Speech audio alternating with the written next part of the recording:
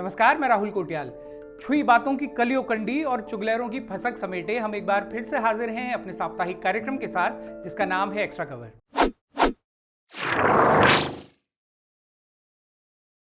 Love जिहाद, land जिहाद, मजार जिहाद, थूक जिहाद। बीते दिनों के अखबारों और उनमें प्रकाशित हमारे मुख्यमंत्री जी के बयान देखें तो यही भान होता है कि उत्तराखंड इस वक्त इन्हीं जिहादों की भीषण चपेट में है। दशहरे के मौके पर मुख्यमंत्री का संबोधन हो या फिर किच्छा में आयोजित कार्यक्रम, वे इन दिनों जहां भी जा रहे हैं उनका जोर इसी बात पर है कि हमारी देवभूमि बड़ी बड़ी के जिन जिहादों से घिर गई है, वे उससे देवभूमि को मुक्त कराने के बाद ही थौ खाएंगे। अच्छी बात भी है, प्रदेश जितनी भी तरह की विकृतियों से घिरा है, उनसे पार पाने के लिए एक मुख्यमंत्री को संकल्पबद्ध होना ही चाहिए। फिर खाने में थूकने जैसी घटनाएं तो पूरी तरह से विकृतियों की पराकाष्ठा है। कोई व्यक्ति जो चाय बेचकर या होटल ढाबा चलाकर अपनी आजीविका कमाता हो, वो अगर अपनी उसी रोजी रोटी में थूक कर अपने ग्राहकों को परोस रहा है तो उसके खिलाफ सख्त कार्रवाई करने के साथ ही उसकी मनोदशा की भी जांच होनी चाहिए। और अगर कोई व्यक्ति अपने धर्म के नाम पर ऐसा कर रहा है, तब तो उसके धर्म गुरुओं को चाहिए कि वो जरा तसल्ली से कंडाली की झपाक लगा लगा कर ऐसे व्यक्ति को धर्म और अधर्म का भेद सिखलाएं। वैसे बीते दिनों मसूरी और देहरादून में पकड़े गए इन थूकबाजों को गिरफ्तार कर लिया गया है, और क्योंकि दोनों ही लोग मुस्लिम समुदाय से हैं तो जिहाद का नैरेटिव भी सेट किया जा चुका है। अब मुख्यमंत्री जी जहां भी जा रहे हैं, गर्व से बता रहे हैं कि वो थुकाड़ों पदाड़ों का सामना करने के लिए पूरी तरह से तैयार हैं और देवभूमि को थूक जिहाद से मुक्त करके ही दम लेंगे। सरकार के सूचना विभाग से लेकर तमाम बड़े अखबारों तक में थुकाड़ पदाड़ वाली खबरों को सरकार की बड़ी उपलब्धि बताते हुए खूब छापा जा रहा है, और इसकी आड़ में कई जरूरी खबरें गोल कर दी जा रही हैं। चोरा बल चार बोल चरचरा, यानी अपनी खामियां छुपाने के लिए ऐसा ककड़ाट मचा दो कि असल मुद्दे उसी शोर में दबकर खत्म हो जाएं। जैसे आय से अधिक संपत्ति के मामले में फंसे मंत्री गणेश जोशी का मामला सलटा दिया गया। इस मामले में सरकार को 8 अक्टूबर से पहले पहले कोर्ट में गणेश जोशी के खिलाफ कार्रवाई की संस्तुति देनी थी, लेकिन सरकार ने करीने से मामले को ठिकाने लगाने की जुगत भिड़ा ली। ये खबर आपको सूचना विभाग यानी उत्तराखंड DIPR के पेज में तो कहीं नहीं मिलेगी, इसीलिए एक्स्ट्रा कवर में थोड़ा विस्तार से समझते हैं।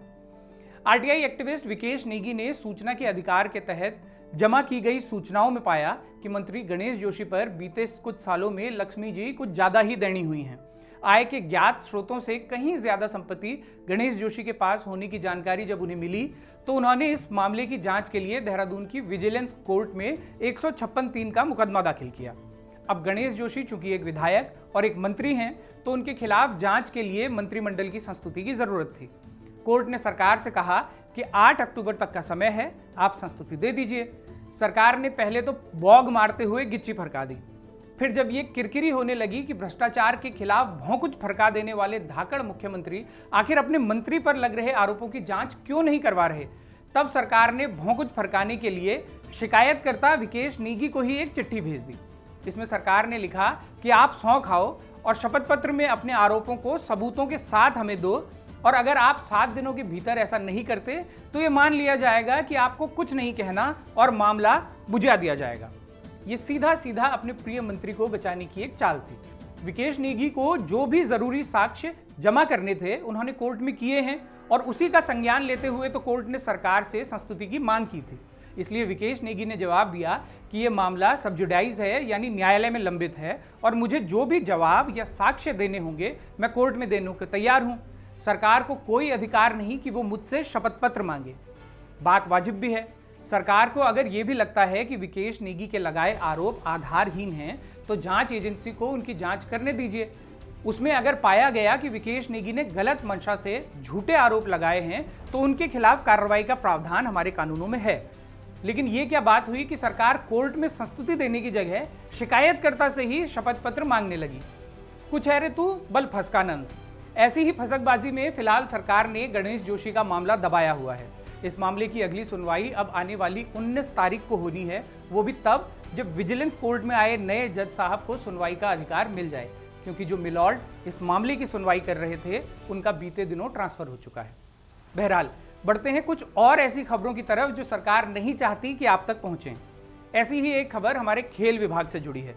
ये खबर तो आप तक पहुंच चुकी होगी कि 38वें राष्ट्रीय खेलों का आयोजन उत्तराखंड में होने जा रहा है और अगले साल 28 जनवरी से हम राष्ट्रीय खेलों की मेजबानी करेंगे। लेकिन उत्तराखंड में खेलों के नाम पर कैसा खेल चल रहा है, इससे जुड़ा एक मामला भी इन दिनों उत्तराखंड हाईकोर्ट पहुंचा है। गोपेश्वर के रहने वाले अधिवक्ता हेम पुजारी ने पिछले महीने उत्तराखंड हाईकोर्ट में एक याचिका दाखिल करते हुए कहा कि खेल विभाग के सबसे महत्वपूर्ण पदों पर ऐसे लोगों को नियुक्त किया गया है जो इन पदों पर होने के लिए क्वालिफाइड ही नहीं है। उनका आरोप है कि अजय अग्रवाल, शक्ति सिंह और नीरज गुप्ता, जो लोग मूल रूप से उत्तर प्रदेश के रहने वाले हैं, उनकी नियुक्ति उत्तराखंड में युवा कल्याण विभाग और प्रांतीय रक्षा दल में हुई थी, जो खेल विभाग से पूरी तरह अलग हैं। लेकिन बीते कई सालों से यही लोग खेल विभाग के सर्वे सर्वा बने हुए हैं। क्या है ये पूरा मामला, आप याचिकाकर्ता हेम पुजारी से ही सुनिए। खेल विभाग में जो उत्तराखंड खेल विभाग है, इसमें 3 लोग युवा कल्याण विभाग से 3 लोगों को प्रमोट करके खेल विभाग में ले आए हैं, असिस्टेंट डायरेक्टर, डिप्टी डायरेक्टर और जॉइंट डायरेक्टर के रूप में। जबकि ना तो वो एलिजिबल हैं और ना ही वो कॉम्पिटेंट हैं, क्योंकि जो खेल विभाग के जो रूल्स कहते हैं कि ये जो तीनों पद हैं ये प्रमोशन ओनली पोस्ट है, और इसमें जो मूल पद में जो डिप्टी जो माफ कीजिएगा डिस्ट्रिक्ट स्पोर्ट्स ऑफिसर जो होते हैं वो अपॉइंट होते हैं, वही प्रमोट हो सकते हैं इन पदों पे। और डिस्ट्रिक्ट स्पोर्ट्स ऑफिसर के लिए जो मिनिमम क्वालिफिकेशन है, या तो वो NIS होना चाहिए स्पोर्ट्स कोचिंग में, या फिर वो LNIP से पीजी डिप्लोमा होना चाहिए, या फिर वो गुजरात से पीजी डिप्लोमा होना चाहिए। स्पेसिफिक कॉलेजेस दिए गए हैं, तो इन लोगों को प्रमोट कर दिया गया है। तो इस मामले में मैंने याचिका दायर की है माननीय न्यायालय में, जिसमें सुनवाई की तिथि 17 तारीख को नियत की है माननीय न्यायालय ने। ये मामला इसलिए भी गंभीर है क्योंकि इसमें सैकड़ों करोड़ के भ्रष्टाचार की भी बातें सामने आ रही हैं। हेम पुजारी का आरोप है कि बीते कुछ सालों में खेल विभाग में अरबों के निर्माण कार्य हुए हैं और ये सभी कार्य खेल विभाग के मूल अधिकारियों की बजाय इन्हीं 3 लोगों के माध्यम से करवाए जा रहे हैं। अगले साल होने वाले राष्ट्रीय खेलों के लिए भी जो सेक्रेटेरिएट बनाया गया है, उसमें भी सबसे अहम पदों पर इन्हीं लोगों को नियुक्ति मिली है। कैसे ये मामला सैकड़ों करोड़ के घोटाले की आशंका जगाता है, आप याचिकाकर्ता से सुनिए।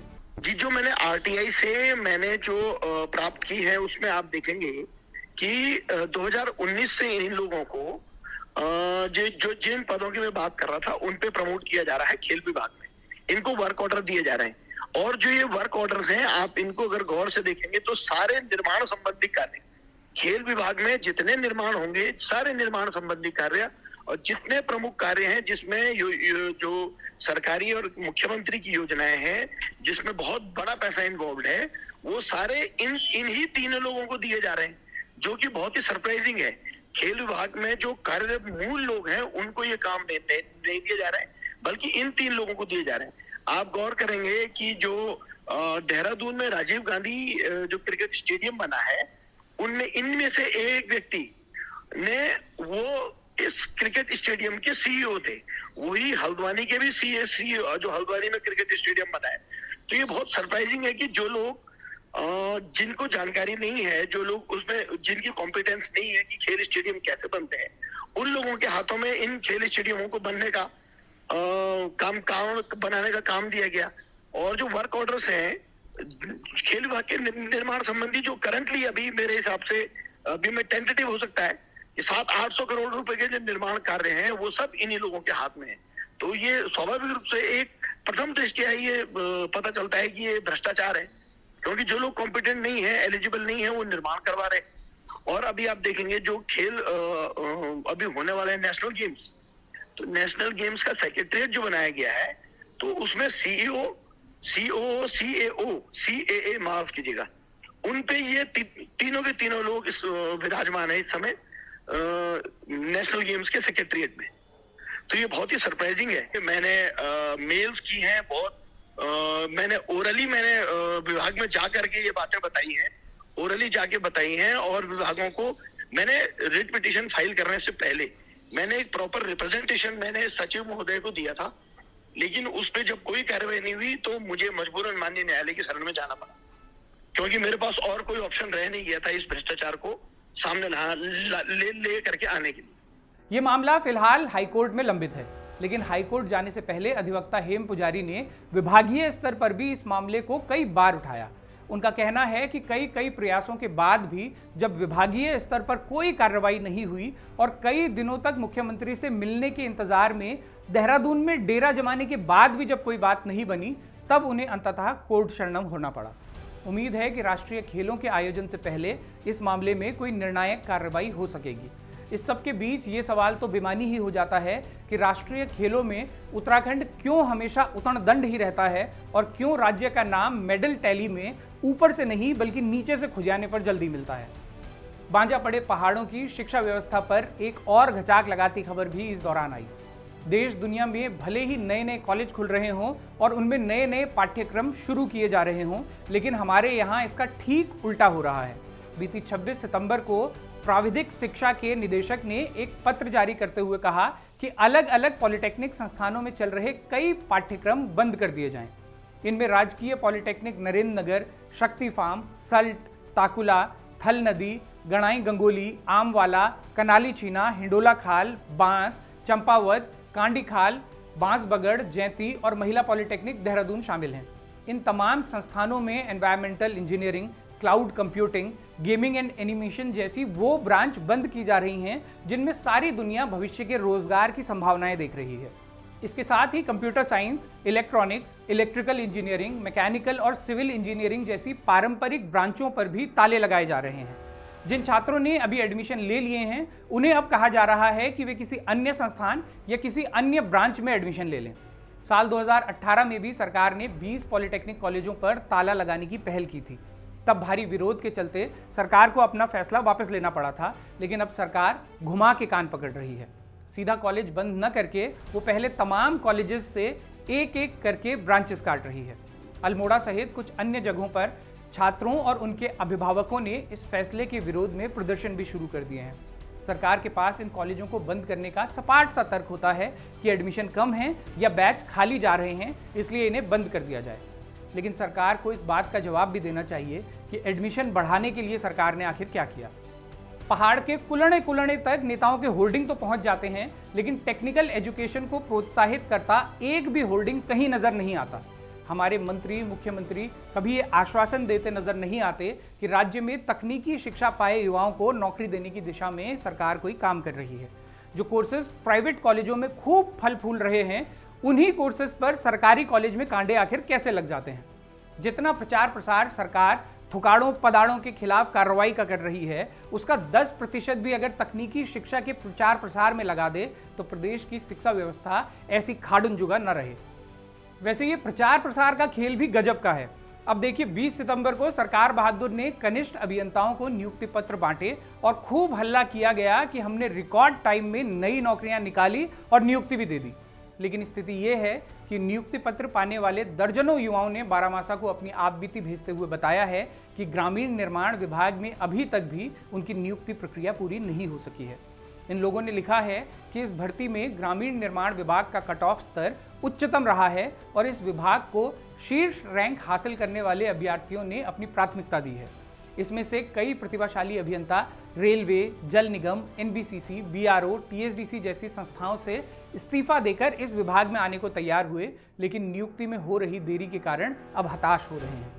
मुख्यमंत्री जी, आपसे निवेदन है कि जिन चुनिंदा विभागों में नियुक्ति प्रक्रिया जल्द से जल्द संभव हो सकती है, कम से कम उनमें तो युवाओं को नियुक्ति देने में तेजी लाइए। 1 महीने का वेतन न आना कितना भारी होता है, ये आपके विधायकों से बेहतर कौन समझ सकता है, जो अपना वेतन बढ़वाने के लिए गैरसैंण जैसे उन डांडों पर भी सत्र में शामिल होने पहुंच गए थे जहां अन्यथा वो जाते हुए भारी एड़ाट मचाए रहते हैं। वैसे इस हफ्ते मुख्यमंत्री जी के हवाले से एक उम्मीद जगाती खबर भी आई कि प्रदेश में पहली बार प्रवासी उत्तराखंडी सम्मेलन होने जा रहा है। ये सम्मेलन अगर सिर्फ प्रतीकात्मक हुआ, जैसे कि अक्सर सरकारी आयोजन होते ही हैं, तब तो ये भी गाँव का काम को न मौ का काम को बनकर रह जाएगा। लेकिन अगर देश दुनिया के अलग अलग क्षेत्रों में अपनी पहचान बना चुके प्रवासियों से सरकार सच में ईमानदारी से जुड़ती है, तो इससे कई बेहतर विकल्प खुल सकते हैं। बशर्ते इस सम्मेलन में उन प्रवासियों को जोड़ा जाए जिनके दिलों में पहाड़ है और जो सच में पहाड़ के लिए कुछ करना तो चाहते हैं, लेकिन कभी लाल फीताशाही तो कभी कमीशन के गणित के चलते हाथ पीछे खींच लेते हैं। ऐसे में इस तरह के आयोजन सिर्फ एक दिन की खबर बनकर रह जाते हैं कि इतने 1000 करोड़ के MOU सरकार ने कर लिए, जबकि धरातल पर होता कुछ भी नहीं। ठीक वैसे ही जैसे इन्वेस्टर्स समिट के दौरान होता है। लेकिन इन बड़े बड़े भव्य आयोजनों की चमक अगर एक दिन के इवेंट से बढ़कर धरातल तक भी पहुंच सके तो यकीन मानिए सीएम साहब, आपको इमेज मैनेजमेंट के लिए करोड़ों रुपए नहीं फूकने पड़ेंगे। तो ये था इस हफ्ते का एक्स्ट्रा कवर। आपको ये कार्यक्रम पसंद आया हो तो इसे शेयर जरूर कीजिएगा और इसके साथ ही बारामासा को मजबूत करने के लिए चैनल की पेड मेंबरशिप या सुपर थैंक्स का बटन दबाकर हमें सहयोग कीजिएगा।